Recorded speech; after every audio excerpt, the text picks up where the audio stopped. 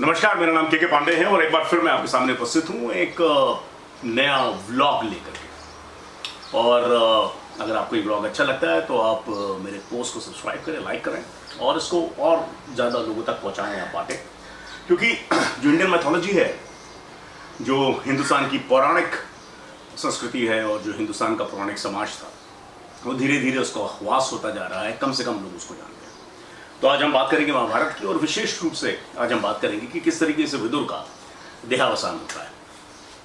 तो होता यह है कि सारा का सारा जो युद्ध है वो समाप्त हो जाता है। युधिष्ठिर जो हैं वो राजा बन जाते हैं हस्तिनापुर के, और कुंती, विदुर, संजय, धृतराष्ट्र और गंधारी वो दोनों कुछ दूर एक वन में जाकर के निवास करने लगते हैं और कहते हैं कि जो भी हमारे पास समय बचा है हम उसको ईश्वर के ध्यान में, ईश्वर में मग्न रह करके हम बिताना चाहते हैं। तो बड़ी अच्छी बात है, कई ऐसे दिन निकल जाते हैं, कई हफ्ते निकल जाते हैं, कई माह बीत जाते हैं। एक दिन सारे भाई बैठे हुए हैं मिलजुल करके, और वो लोग कहते हैं कि बड़े दिन हो गए कि हमने अपने ताऊ के दर्शन नहीं किए, हमने अपनी माँ के दर्शन नहीं किए, हमने अपनी ताई के दर्शन नहीं किए, संजय के दर्शन नहीं किए, विदुर के नहीं किए। तो आइए हम सब चलते हैं एक साथ में और देखते हैं कि वो किस परिस्थिति में है और क्या पूजा पाठ वहाँ पर चल रहा है। अब चूंकि राजा हैं तो उनका अपना ताम झाम चलता है, सारी की सारी व्यवस्था करके जब लोग वहाँ पे पहुँचते हैं तो देखते हैं कि सारे लोग तो हैं वहाँ पे, लेकिन विदुर नहीं है। धृतराष्ट्र कहते हैं कि जो विदुर हैं आजकल वो हवा पी करके जिंदा रहते हैं, हवा ही उनका भोजन है, और वो हमेशा मस्त रहते हैं, मगन रहते हैं, और वो जंगलों में रहते हैं। कभी कभार किसी ऋषि मुनि को दिख जाए तो दिख जाए। ये सारी बातें हो ही रही होती हैं कि सामने से उनको विदुर आते हुए दिखाई पड़ते हैं। उनका शरीर जो है वो कृशकाय हो चुका है, बिल्कुल बिल्कुल दुबला पतला। अब चूंकि वो केवल हवा खा के ही जीवित हैं तो बहुत ही ज़्यादा दुबले हो गए, लेकिन आंखों में तेज है, पूजा पाठ करते हैं, और कुछ भी शरीर पे उन्होंने कपड़ा नहीं पहना है, दिगंबर स्थिति में। और जब वो देखते हैं थोड़ी दूर पे कि इतना तामझाम है तो तुरंत वो वापस लौट जाते हैं। युधिष्ठिर को जब ये पता लगता है और जब वो देखते हैं कि वापस जा रहे हैं तो उनके पीछे पीछे भागते हैं। जंगल है घना, उस समय पे तो बड़े बड़े जंगल होते थे, अब तो जंगल काट दिए लोगों ने, और वो भी तेजी से भाग रहे हैं, ये भी तेजी से भाग रहे हैं।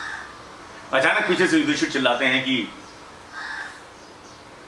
विदुर जी, मैं युधिष्ठिर हूं और मैं आपसे मिलने के लिए आया हूं, अब इस तरीके से मेरे से मुंह फिरा करके ना भाग। तो विदुर रुक जाते हैं और एक पेड़ होता है उस पर अपनी पीठ लगा करके खड़े हो जाते हैं और एक टक उनको देखते हैं। चेहरे पे अजीब सा तेज, विलक्षण तेज है उनके चेहरे के ऊपर। और अचानक कुछ सेकंडों के बाद, कुछ क्षणों के बाद उनके शरीर में से एक प्रकाश निकलता है, और वो सारा का सारा जो प्रकाश है वो जाकर के युधिष्ठिर के शरीर में समा जाता है।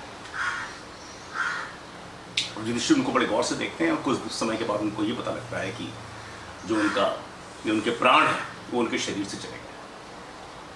बड़े दुखी हो जाते हैं वो कि ये क्या हुआ कि मैं इनसे मिलने के लिए आया और मेरे देखते देखते ये समाप्त हो गए। ये सोच ही रहे होते हैं कि मैं इनका करूं, क्या करूं, शरीर को वापस लेकर के जाऊं कि यहीं पे इनको हम जला दें, क्या करें इनके साथ में। उसी समय आकाशवाणी होती है ऊपर से, और ये कहा जाता है कि इनको आप ऐसे ही रहने दें, ये धर्म के एक अंश थे और आप भी धर्म के अंश हैं, इसीलिए धर्म का अंश धर्म के अंश में विलीन हो गया है। आप वापस जाएं, लोगों को बताएं, लेकिन इनको ऐसे ही रहने दें, यहाँ पे प्रकृति के साथ छोड़ दें। ये सुनकर के युधिष्ठिर बड़े आश्चर्यचकित हो जाते हैं, वापस लौटते हैं, धृतराष्ट्र को बताते हैं ये सारी की सारी बातें हैं, आकाशवाणी की बातें भी बताते हैं। धृतराष्ट्र भी बड़े अचरज में पड़ जाते हैं कि देखिए क्या विलक्षण बात हो गई, और इस तरीके से जो प्रकरण है विदुर की मृत्यु का वो समाप्त हो जाता है। ये देखिए, ये अपने आप में बड़ा ही विचित्र प्रकरण है और बड़े ही कम लोग हैं जिनको इसके बारे में पता है, क्योंकि आमतौर पे कुछ ही चीज़ें हैं हमें महाभारत की जो हमें टेलीविज़न के माध्यम से, हमें रेडियो के माध्यम से, या हमें किताबों के माध्यम से, रिसालों के माध्यम से पता चलती है। लेकिन जो कुछ बड़ी महीन महीन चीज़ें हैं, जैसे विदुर हैं या संजय हैं, या छोटी छोटी कहानियाँ हैं महाभारत की जो जीवन को लेकर के बड़ी ही रुचिकर हैं और प्रेरक हैं, वो सारी की सारी चीज़ें हम तक पहुँच नहीं पाती। आपने इतनी देर तक मेरे को सुना, उसके लिए आप लोगों का बहुत बहुत धन्यवाद। नमस्कार, थैंक यू। और आज 15 अगस्त है, आपको स्वतंत्रता दिवस की बहुत बहुत शुभकामनाएं। नमस्कार।